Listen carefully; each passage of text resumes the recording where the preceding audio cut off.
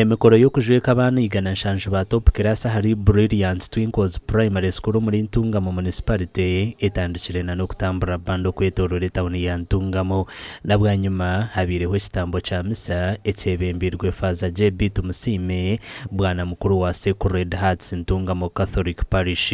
Ngenda kubahereza amakuru ngomwe exams zitu eza prepare ahabwa region obizamu byito bya Archdiocese ya Mbarara. Brilliant ni yibire yo kubanza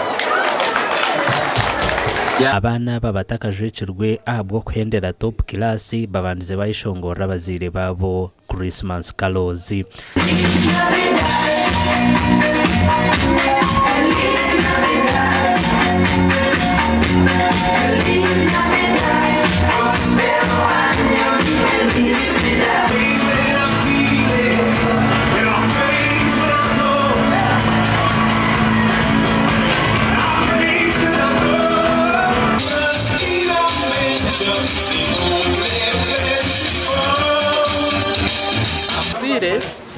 Nimbeshengereza twitwe n'ubundi umushomesa n'ubundi director wa Brilliant Twinkles konka abashomesa abo kureba tujye mu biti bishatu tujye abaziri turba cancer cancer mentors nangwa no kuba coaching abana kuba coaching atworeka ukubashemerire kwetwaza kugira hibari so mwe n'abazire nimbashaba nimbeshengereza abana bitu mubakicehi kandi mbakunda.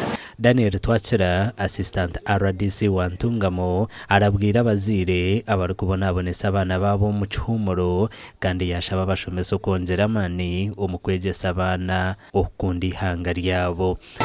Anabegesanye na kubashaba na munonga kwegesa abana okunda ihanga ryabo mwegesa abana mbere so kushika mbere so kukoresa imikono mugarike mbegese okunda ihanga ryabo.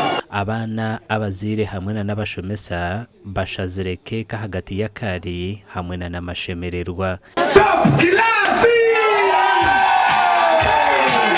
ahabwa TV West in the area Sertogusa.